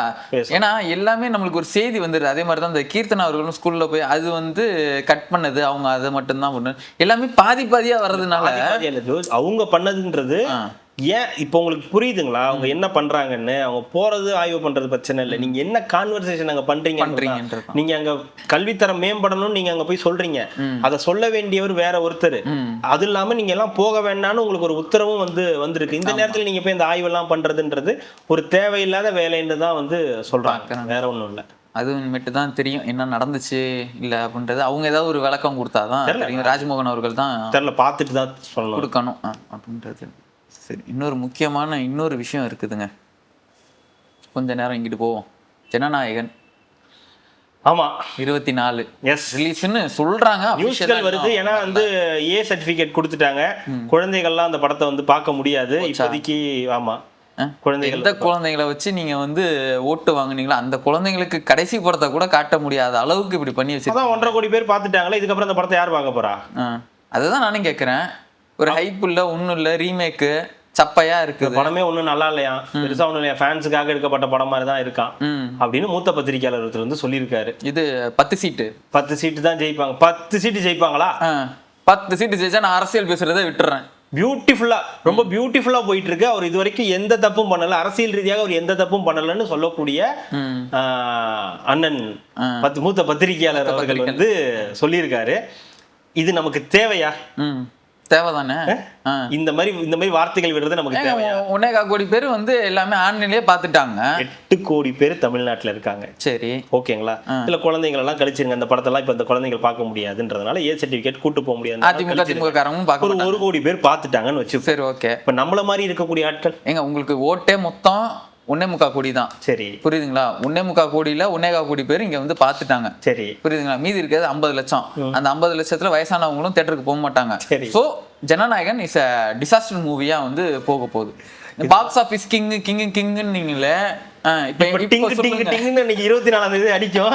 அன்னைக்கு பாருங்க என்ன நடக்குதுன்னு. ஏங்க இன்னும் ஒரு சீன் கூட பார்க்காத, என்னை மாதிரியே இருக்கக்கூடிய, லிங்கேஷ் மாதிரியே இருக்கக்கூடிய, உங்களை மாதிரியே இருக்கக்கூடிய எவ்வளவு பேரு இருக்காங்க அந்த படத்தை பார்க்கணும். இப்போ சொல்றேன், படம் இங்க இருக்கிற 3 பேர்ல 3 பேரையும் சொல்லிட்டீங்க. இருக்கிறதே 3 பேர் தான். 3 பேருமே பார்க்கலன்னா இப்ப இன்னும் எவ்வளவு பேர் இருப்பாங்க? அதுதான் சொல்றேன். இந்த மாதிரி இப்ப பார்த்தவங்களையும் பார்க்க மாட்டாங்கன்னு என்ன நிச்சயம்? படம் நல்லா இல்லையா? நீங்க ஒரு படத்தை சின்ன ஸ்கிரீன்ல பாக்குறதுக்கும் பிக் ஸ்கிரீன்ல போய் பாக்குறதுக்கும் ஒரு வித்தியாசம் இருக்கும்.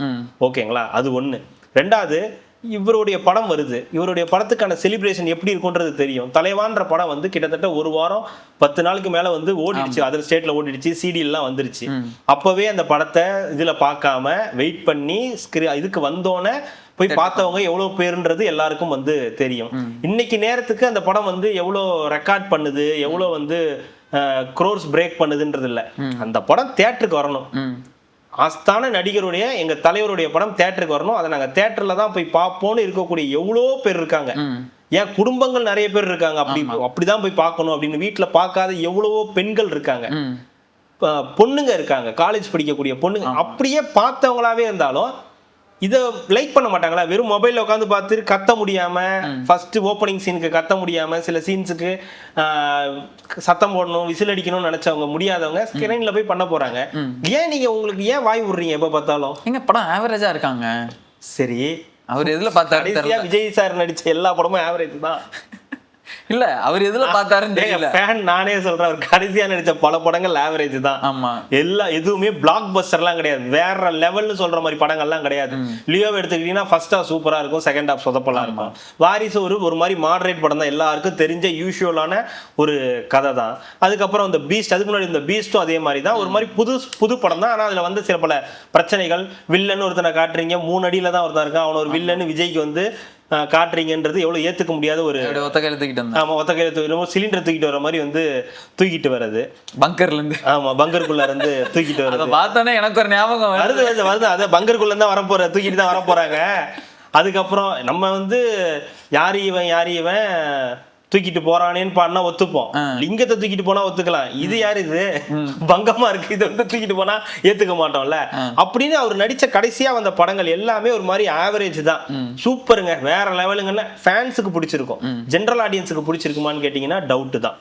ஸோ அந்த மாதிரி இருக்கக்கூடிய இடத்துல இப்போ இந்த படம் வந்துச்சுன்னா, ஒரு கமர்ஷியலா வந்துச்சுன்னா, இன்னமும் அவருக்கு அந்த கிரேஸ் இருக்கு, இன்னமும் அவருக்கு அந்த மார்க்கெட் அப்படியே தான் இருக்கு. அவருக்கு இன்னும் முடியல. இன்னைக்கு நம்ம பாக்குறோம், அவர் எங்கேயாவது இடத்துக்கு போனா எவ்வளவு கிரௌடு வருது, என்ன பாக்குறதுக்கு எவ்வளவு ஈகரா இருக்காங்கன்றது. அப்படின்னும் போது அது அவ்வளவு ஓடாது, அது தெரியாது, எவ்வளவு கலெக்ஷன் பண்ணுன்னு தெரியாதுன்னா, உங்களுக்கு தெரியாம ஒரு விஷயத்த சொல்லாதீங்க. அது வரும்போது நீங்க பார்த்து தெரிஞ்சுங்க, அது எப்படி இருக்குன்றதை நீங்க பார்த்து தெரிஞ்சுங்க. சும்மாவே ஆடுவோம், சிஎம் வேற, கடைசி படம். ஆமா, கடைசி படம் தாண்டி சிஎம் வேற, சும்மா சலங்கை கட்டி ஆடுவோன்ற மாதிரி தான் இருக்கும். அது வேற சொல்லி கிறுக்க வந்துட போறீங்க யாராவது. இல்ல, இந்த ஆடினதை பத்தி தான் இருப்போம் அன்னைக்கு நாங்க சொல்லிட்டு இருந்தாங்க. இது மாதிரி ஆமாக்கா, இது இந்த கரூர் துயரத்துல இருந்து நான் வந்து இன்னும் மீண்டே வரல அப்படின்னு சொல்லி தான் ஜனநாயகன்ல நீங்க வந்து ஆட்டம் போட்டீங்க, எல்லாம் இது பண்ணீங்க, திருமண நிகழ்ச்சிக்கெல்லாம் வந்து மாப்பிள்ளை மாதிரி வந்து வந்துட்டு போறீங்க. யார் கேட்டா? நிறைய பேரு பத்திரிகையில இருந்து கேட்டிருக்காங்க, இதுல இருந்து கேட்டிருக்காங்க, எக்ஸ்ல போட்டு. ஆமா, எல்லாமே கேட்டிருந்தாங்க. நீங்க அங்க போய், ஆமா, திமுக ஐடிவிங்ல இருந்து கரூர் துயரத்துல இருந்து மீளலையா, அதான் பார்த்தமே நீங்க இவ்வளோ துயரத்துல இருந்தீங்கன்னு சொல்லிட்டு ஜனநாயகனோட ஆடியோ லான்ச்ல வந்து நீங்க வந்து அங்க போய் நீங்க சாவாட்டம் தானே போட்டீங்க அப்படின்ற அளவுக்கு பேசியிருக்காங்க.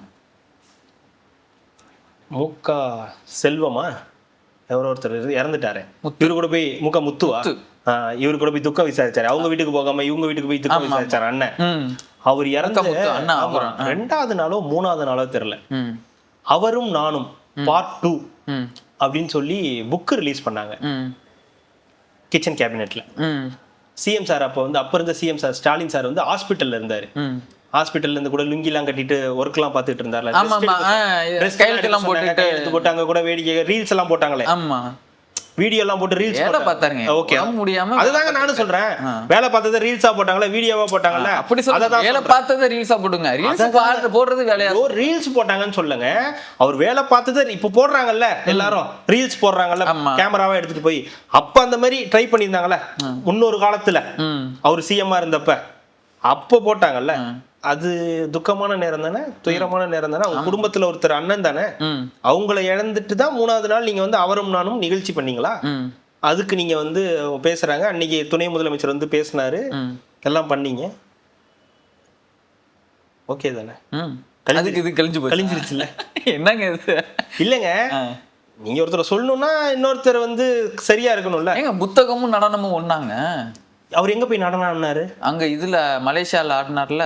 சரி, அததான் சொல்றாங்க, நீங்க போட்ட ஆட்டம், நீங்க இங்க போய் வந்து திருமணவாளின்னு இவங்க சொன்னாங்களா? கரூர் துயர சம்பவம் நடந்து சொல்றோம்ல, விபத்து. உங்களுடைய ஆட்சியில கள்ளக்குறிச்சி சாராய மரணத்துக்கு அப்புறம் நீங்க எத்தனை நாள் துக்கத்துல இருந்தீங்க? உங்களுடைய ஆட்சியில விமான சாகசம் போனப்ப 5 பேர் இறந்தப்ப நீங்க எவ்வளவு துக்கமா இருந்தீங்க, கூலிங் கிளாஸ் போட்டு எவ்வளவு துக்கமா நீங்க இருந்தீங்கன்றது எல்லாருக்கும் தெரியும். அதனால இந்த துக்கம் விசாரிக்கிறதெல்லாம் நீங்க சொல்லக்கூடாது, அதெல்லாம் மற்றவர்கள் சொல்லுவாங்க. உங்க ஆட்சியில நடக்கும்போது சீ அப்படின்னு வீடியோ போடாத நடிகர்கள்லாம் இந்த சம்பவத்தப்ப சீ அப்படின்னு சொல்லி வீடியோ போட்டவங்க எல்லாம் எல்லாருக்கும் தெரியும். அதனால இதெல்லாம் வந்து நீங்க பேசக்கூடாது. நம்ம யார் தான் பேசுறது? யார் மத்தவங்க பேசலாங்க, அதிமுக பேசலாங்க, நாம் தமிழர் கூட பேசலாங்க, மற்ற விடுதலை சிறுத்தைகள் எல்லாருமே பேசலாங்க, காங்கிரஸ் உட்பட எல்லாம் பேசலாங்க. நீங்க பேசக்கூடாது, உங்களுக்கு அந்த தகுதியே கிடையாது. உங்களுக்கு இந்த ஏன்னா நீங்க பண்ணி வச்சிருக்க அலங்கோலங்கள் அந்த மாதிரி. மற்ற யார் வேணாலும் எந்த கட்சி வேணாலும் பேசுறதுக்கு தார்மீக உரிமை இருக்கு.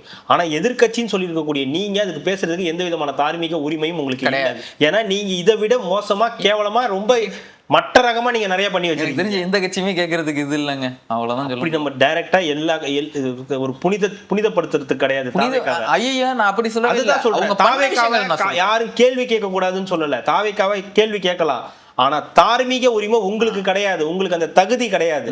இன்னைக்கு வந்து எம்பி கனிமொழி அவர்கள் சொல்றாங்க இல்லையா, ஆமா இந்த மாதிரி வெயிட் பண்றோம் காத்திருக்கோம், ஏதோ வேற ஏதோ சொல்லியிருக்காங்க. அதுதான் ஆமா, இப்படி பொறுப்போட பேசணும் அப்படின்ற அதெல்லாம் வந்து நீங்க பேசாதீங்க கேட்காதீங்க அப்படின்ற மாதிரி தான். நாகரிகமா பேசுறாரு சிஎம் சார்னு சொல்லிட்டு இவரும் சொல்லியிருக்காரு.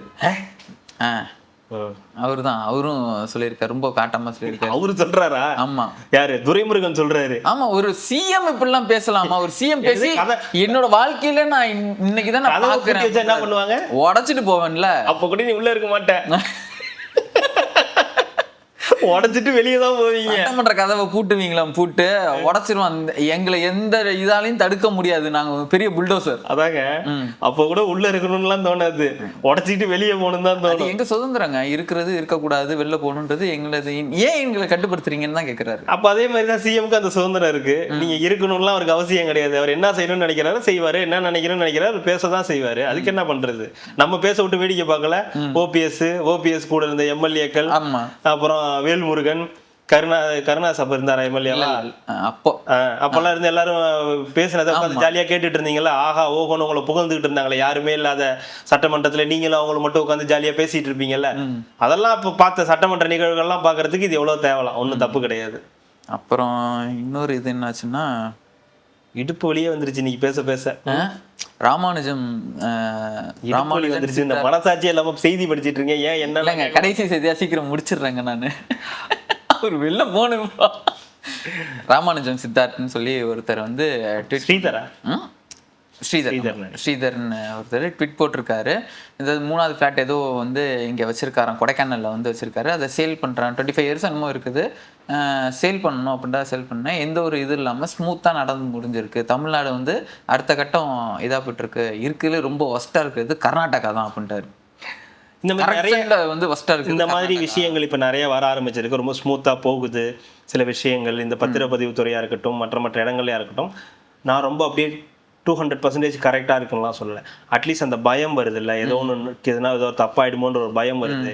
இல்லை அடுத்தடுத்து வரக்கூடிய சில செய்திகள், பத்திரப்பதிவு துறையில் வரக்கூடிய செய்திகளாக இருக்கட்டும், இல்லை சின்ன சின்ன இடங்கள்ல இருக்கக்கூடிய விஷயங்கள், இவங்களுக்குலாம் கொஞ்சம் ஒரு பயம் வருது. லஞ்சம் வாங்கினா ஏதாவது ஒரு பிரச்சனை ஆகிடுமா? அது இல்லாமல் இன்னைக்கு சிஎம்ஏ சொல்லியிருக்காரு, உங்களுக்கு ஏதாவது லஞ்சம் கேட்டாங்கன்னா கொடுக்க மாட்டேன்னு சொல்லுங்க, இது எங்க ஆச்சு, எங்க விஜய் ஆச்சுன்னு சொல்லுங்க அப்படின்னும் போது, இதுக்கு முன்னாடி எந்த சிஎம் அப்படி சொல்லி நம்ம பெருசா கேட்டது கிடையாது. 2வது, லஞ்சம் கொடுக்காதீங்க, அப்படி கொடுத்தா என் பேரை சொல்லுங்க, இது எங்களுடைய ஆட்சின்னு சொல்லுங்க, விஜய் ஆட்சின்னு சொல்லுங்க, அதையும் மீறி உங்கள்கிட்ட கேட்டாங்கன்னா அப்ப நம்ம ஆக்ஷன் எடுப்போம்னு சொல்றதுன்றது மக்களுக்கு ஒரு நம்பிக்கையை கொடுக்கும். ஓகே, அப்ப நம்ம ட்ரை பண்ணுவோம். பயம் இருந்தா கூட, அந்த அதிகாரிகள் மீதோ அரசியல் தலைவர்கள் மீது பயம் இருந்தா கூட, உங்கள்கிட்ட ஒரு ஃபோன் இருக்கு, அதை நீங்க ரெக்கார்ட் பண்ணி நீங்க சொல்ல முடியும்.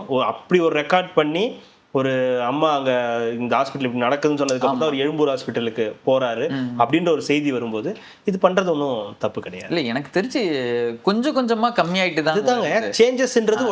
50 நாள்ல வந்து இவ்வளவு தூரம் கொண்டு வந்தது. நம்ம அந்த ஸ்ப்ரே அடிச்சு கிளீன் பண்ற மாதிரி பண்றது கிடையாது. ஏன்னா இது அவ்வளோ அடிச்சோனையே திருதுல 60 வருஷமா துப்பி வச்சு பான் பராக்காராது. அதை நீங்க தொடச்சி சுத்தம் பண்றதுக்கு பல வருடங்கள் ஆகும். அதனால அது கொஞ்சம் கொஞ்சமா தான் பண்ண முடியும். துப்பாதீங்கன்னு ஃபர்ஸ்ட் சொல்ல வைக்கணும். துப்பிட்டு இருக்கிறத உடனே கிளீன் பண்றது, ஏன்னா தொடச்சிக்கிட்டு இருக்கும்போதே துப்பிக்கிட்டே இருப்போம், அதை நம்ம கிளீனே பண்ண முடியாது. முதல்ல துப்புற வாயெல்லாம் வந்து முதல்ல துடைக்கணும், அடைக்கணும், இல்லைன்னா உடைக்கணும். துப்பிட்டு இருக்க வாயை முதல்ல இல்லை, இன்னமும் நான் துப்பதான் செய்வேன்ற வாயை நம்ம உடைக்கணும். உடைச்சி முடிச்சதுக்கு அப்புறம் கொஞ்சம் கொஞ்சமா அதை கிளீன் பண்ண ஆரம்பிக்கணும். அதுக்கப்புறம் தான் அது எல்லாமே ஸ்மூத்தா போக ஆரம்பிக்கும்.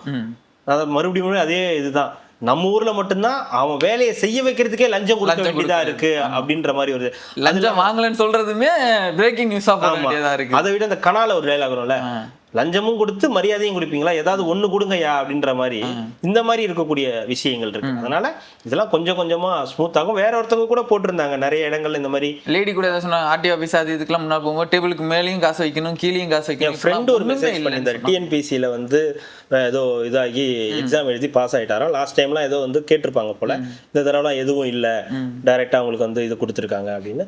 மாரி சேஞ்சஸ் கொஞ்சம் கொஞ்சமா வர ஆரம்பிக்குது. அரசாங்கமும் அதோடய ஸ்ட்ரிக்டாக அப்படியே ஃபாலோ பண்ணணும், இது அப்படியே ஃபாலோ பண்ணணும், மக்களும் அதுக்கேற்ற மாதிரி கரெக்டாக வந்து நடந்துக்கணும் அப்படின்றது தான்.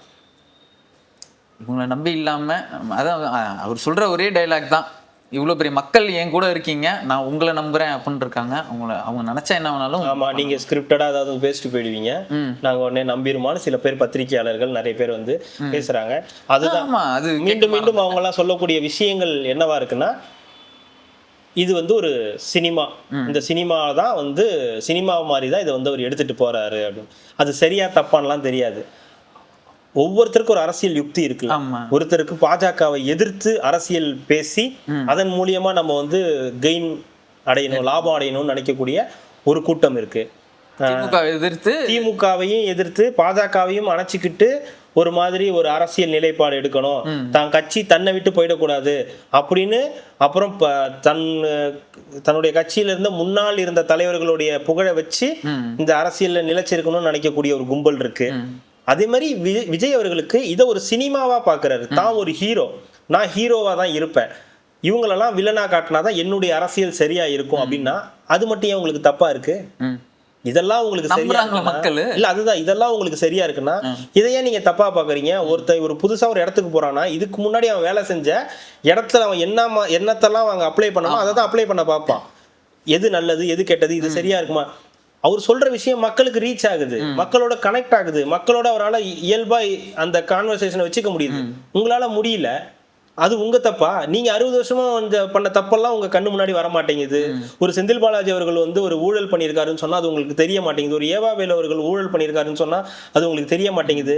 என்ன ஒரு அடித்தட்டு மக்களா இருந்து ரொம்ப மோசமான நிலையில இருந்தவங்க எல்லாம் இன்னைக்கு வந்து கோடி கோடியா பணம் வச்சிருக்காங்க, நிறைய ஊழல் செஞ்சு வச்சிருக்காங்கன்னு சொன்னா அது எங்களுக்கு பிரச்சனை கிடையாது. எங்களுக்கு வந்து புதுசா ஒருத்தவங்க வந்து இன்னைக்கு கேட்பாங்க இல்ல, புதுசா இன்னைக்கு வந்து ஒருத்தவங்க வந்து மக்களை வந்து முட்டாளாக்கிட்டாங்க, புதுசா வரவங்க வந்து மக்களை ஏமாத்திடுவாங்க. அதிமுகன்னு ஒரு பில்டிங் கட்டி வச்சிருக்கு, திமுகன்னு ஒரு பில்டிங் கட்டி வச்சிருக்கு, இந்த பில்டிங்கை பத்தி நமக்கு தெரியும், இது ஸ்ட்ராங் அப்படின்னு. ஆனா மக்கள் புதுசா ஒருத்தர் பில்டிங் கட்டுறதுக்கு வர வச்சிருக்காங்க, அந்த பில்டிங்கை கட்டினா தானே தெரியும். அவருக்கு எதுவுமே தெரியாது, அவருக்கு பில்டிங் கட்ட தெரியாது, என்ன ஏது சிமெண்ட்டை பத்தி எதுவுமே தெரியாது. அப்படி தெரியாத ஒருத்தர் உட்கார்ந்து வைக்கிறாங்கன்னா அப்ப இந்த 2 பில்டிங்கும் எவ்வளவு மோசமான பில்டிங்கா இருக்கும், பேட்ச் ஒர்க்ல இருக்குது, எவ்வளவு ஒஸ்டா இருந்திருந்ததுன்னா இந்த எதுவுமே தெரியாத ஒருத்தரை, இன்ஜினியரா இல்லாத, கொத்தனாரா இல்லாத, ஆர்கிடெக்சரா இல்லாத ஒருத்தரை நீங்க வாங்க பரவாயில்ல என்ன கட்டுறீங்களோ கட்டுங்க நாங்க பாத்துக்கிறோம்னு மக்கள் வந்து அவரை கட்ட விடுறாங்கன்னா அப்ப இந்த 2 பில்டிங்ல தப்பு இருக்குன்னு சொல்லுவீங்களா, இல்ல புதுசா வந்திருக்கிறது தெரியலன்னு தான் சொல்லுவீங்களா? அது மேலதான் தப்பு சொல்ல முடியும். ஆனா நம்ம சொல்றது யார சொல்லுவோம், புதுசா வந்துடுறது உனக்கு எதுவும் தெரியல, உனக்கு எதுவும் எதுவும் தெரியலதான், கத்துக்கிறாங்கல்ல, கத்துப்பாங்கல்ல. உங்களால முடியுதா? அன்னைக்கு அந்த காலத்துல வந்து திமுக ஆட்சிக்கு வந்தது எப்படி? காங்கிரஸ்ன்ற ஒரு பேர் இயக்கத்தை முடியவே முடியாதுன்னு சொன்ன ஒரு இயக்கத்தை வீழ்த்தி ஆட்சிக்கு வந்தாங்கல்ல. அது மாதிரி தானே இன்னைக்கு வந்து திமுகன்ற ஒரு பெரிய கட்சியை வீழ்த்தி கூட அதிமுகன்ற ஒரு பெரிய கட்சியை வீழ்த்தி புதுசா ஒரு கட்சி வந்திருக்கு, ஏத்துக்கவே முடியல. அதே ஸ்கிரிப்ட் எடுங்க, இவர் இதுதாங்க பேசுவாரு, சரி இதைதான் இன்னைக்கு பேசுவாருன்னு நேத்தே கணிச்ச தீர்க்க தரிசிகள்லாம் இருக்காங்கல்ல. இதுக்கு முன்னாடி இந்த ஆட்சி இப்படிதான் இருக்கும்னு ஏதாவது ஒரு தீர்க்க தரிசிகள் சொல்லியிருக்கீங்களா? இப்படிதான் பண்ணுவார் செந்தில் பாலாஜி, இந்த ஊழல் பண்ணுவார் பாருங்க, ஏவாவேலு இதெல்லாம் பண்ணுவார் பாருங்க, KN நேரு இந்த இது பண்ணுவார் பாருங்க, இதெல்லாம் சொல்ல முடியுமா? எப்படிங்க கேட்க முடியும்? எனக்கு புரியலங்க. உங்களால தாவேக அரசை மட்டும் தீர்க்க தரிசியா இதெல்லாம் பண்ண முடியும்னா ஏன் திமுக அதிமுக இருக்கும்போது தீர்க்க தரிசியா இருக்க முடியல? அப்ப ஏதாவது வாங்கிட்டு இருந்தீங்களா? நீ யோகியமான்னு கேட்டாம என்ன பண்றது? அதான் கேட்கிறேன், நான் சொல்றேன். என்ன கேக்குறீங்க? தாவேக அரச பத்திரிகையாளரா அரசியல் விமர்சகரா கேட்கறதுக்கு எல்லா தார்மீக உரிமையும் இருக்கு, ரைட்டு. ஆனா இதையே நீ திமுகவுக்கும் அதிமுகவுக்கும் அப்ளை பண்ணியா? இந்த கேள்வியை நீ அப்ளை பண்ணியா? தீர்க்கதரிசியா இருந்திருக்கியா? இன்னைக்கு ஒருத்தருடைய ஸ்பீச்சை நான் முன்கூட்டியே கணித்து விட்டேன், இது இப்படித்தான் இருக்கும்னு உங்களால தற்பெருமை அடிச்சுக்க முடியுது இல்ல? நேத்தே நான் கணிச்சிட்டேன் இது இப்படிதான் இருக்கும்னு கணிக்க தெரியுதுல்ல உங்களுக்கு. அது உங்களோட தப்பு. அப்ப நீங்க நாளைக்கு இதுதான் பேசுவீங்க, தாவேகா தரப்புல இருந்து நீங்க 2 பேர் பேசியிருக்கணும். அப்போ நாங்க இது பேசுவோம், ஆனா நீங்க இதுதான் நீங்க வந்து அடுத்தது ரிப்ளை கொடுப்பீங்கன்னு நீங்க முன்னாடி விட்டுருவோம். உங்கள்ட்ட பேச ஆள் இல்லை, உங்கள்ட்ட தர்க்கம் பண்றது இவங்களோட வேலை கிடையாது. இவங்கள ஒரு ஆளா கூட அவங்க மதிக்கலன்னு வச்சுக்கோங்க. ஏன்னா இவங்களுக்கு தெரியும் இவங்கெல்லாம் யாரு என்னன்ற வரலாறு அவங்களுக்கு தெரிஞ்சதுனால தான் இவங்க பக்கமே அவங்க போறது கிடையாது. ஒரு டிபேட்டு கூட தாவேக்கால இருந்து அனுப்புறது கிடையாது. உங்க சங்காத்தமே எங்களுக்கு வேணாம், நீ எங்களை பத்தி என்ன வேணாலும் பேசிட்டு போனா அவங்க போயிடுறாங்க. ஆனா அந்த தற்பெருமை அடிச்சுக்கிற பெருமை இருக்குல்ல, ஒரு கட்சியை மட்டும் நான் வந்து இப்படி அப்ளை பண்ணி பார்ப்பேன், இது வந்து ரொம்ப மோசமான கட்சி, இது அப்படி இப்படின்னு பேசுவேன். இத்தனை வருஷமா இருந்த கட்சியை பத்தி நீங்க என்ன பேசியிருக்கீங்க? ஏதாவது ஒன்று பேசி இருக்கணும்ல. தப்பா இது நடக்க போது நீங்க முன்கூட்டியே கணிச்சிருக்கீங்களா? இந்த ஆட்சி இப்படி இருக்கும், இப்படிதான் போகும் அப்படின்னு ஏதாவது கணிச்சிருக்கீங்களா? அப்புறம் இவரை மட்டும் ஏன் கணிக்கிறீங்க? அப்ப தனிப்பட்ட முறையில் எதுவும் ஆதாயம் அடைகிறீங்களா இருக்கு அப்படின்ற சந்தேகம் வருது. அதுக்காக சொல்றேன். போதும்னு நினைக்கிறேன். தாராளமா ரொம்ப ஆத்திட்டோம்னு நினைக்கிறேன். அதிகமா இருந்தா சாரி. ஆமா, அதெல்லாம் சொல்ல மாட்டாங்க நம்ம குடும்பங்கள். என்ன என்னைய தான் திட்டுவாங்க, ஜோ அப்படின்பாங்க. இருக்கட்டும், பரவாயில்ல. விஜய் வீட்டை விட்டு வெளியே வா சொல்ல போறாங்க பாருங்க. ஒரு நாள் வந்து நீங்களாம் நினைச்சு பார்க்க முடியாத உயரத்துல போய் நான் நிக்க போறேன். தலைகீழ தான் குதிக்க போறீங்களா? தலைகீழாலாம் இல்லைங்க, ஏதாவது மலைக்கு போயிட்டு வருவேன், வேற ஒண்ணும் இல்லை. தொடர்ந்து நாளைக்கு ஏதாவது செய்திகள் வந்ததுன்னா தொடர்ந்து நம்ம பேசுவோம். கார்த்திக், மிக்க நன்றி. மகிழ்ச்சி.